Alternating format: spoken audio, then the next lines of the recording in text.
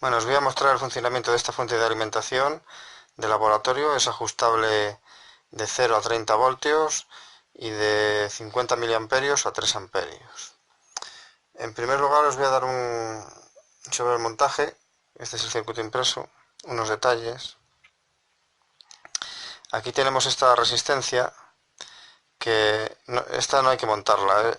Está simplemente puesta para que en el esquema figure que ahí hay una resistencia.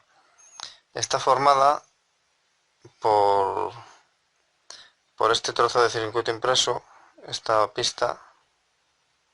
Eso hace las veces de resistencia, entonces no es necesario montarla.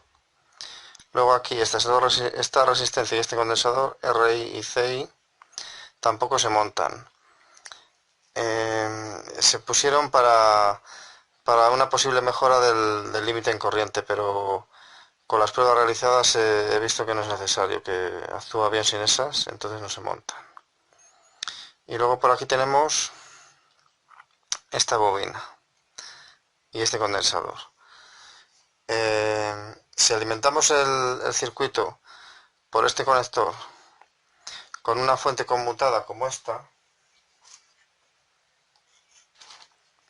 una fuente de este estilo, de 36 voltios y 3,3 amperios, ¿veis?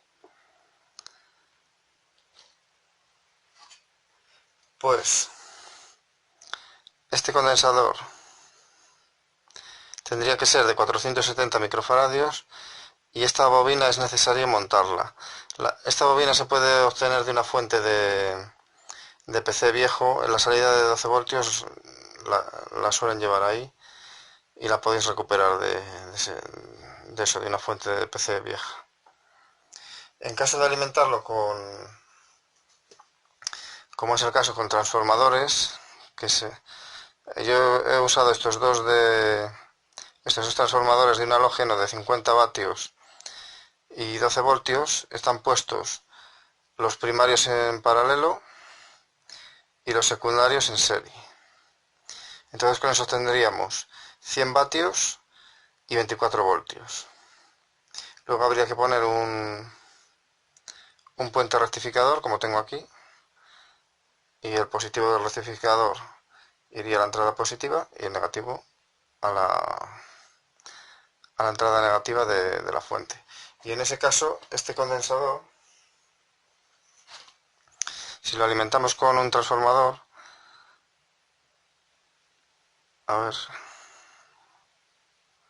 este condensador tendría que ser de 4700 microfaradios en caso de alimentarlo con transformador. Bueno, ahora os voy a mostrar el funcionamiento. Con este multímetro medimos el voltaje y con este la corriente. Entonces, como podemos ver, la tensión se puede ajustar desde unos 30 voltios hasta 0 voltios. Voy a conectar como carga estas dos resistencias como esta, de 2 ohmios puestas en serie. Entonces, si yo pongo aquí unos 8 voltios,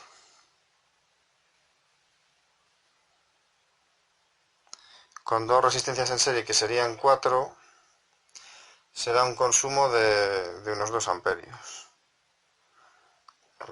Las conecto.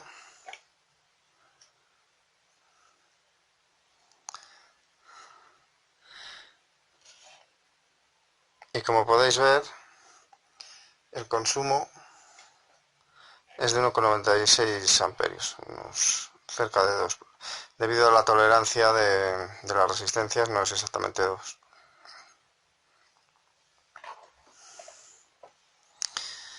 Entonces, si yo ahora ajusto el límite de corriente a 1 amperio,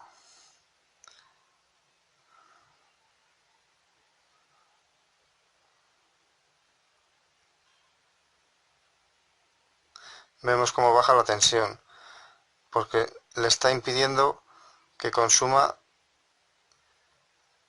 menos, que no consuma más de 2 amperios. Lo dejamos en 1.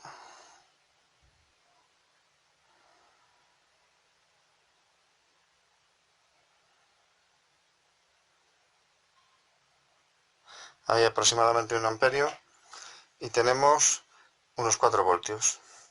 Si yo ahora bajo la tensión por debajo de 4, el piloto de límite en corriente, este que se ve aquí, se apagará, porque dejaría de actuar el límite en corriente. Ahí, se ha apagado.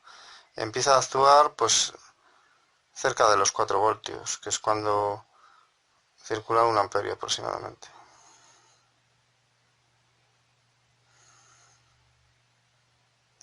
Ahí vemos cómo está el límite, 4,2. Ahí luce un poquito. Y ya si intento subir más de 4,5 no da. ¿Ves? Estoy girando y no sube más de 4,5 voltios porque el límite en corriente está en 1 amperio y no nos deja subir más el voltaje. Si ahora aquí desconectase las resistencias, como le he puesto al máximo el ajuste de voltaje, se va a 29 voltios y la corriente a 0. Bueno, luego aquí tengo en este disipador conectados los transistores.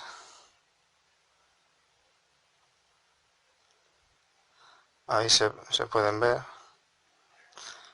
Están puestos en paralelo con una resistencia de 0,2 ohmios en cada uno de los emisores.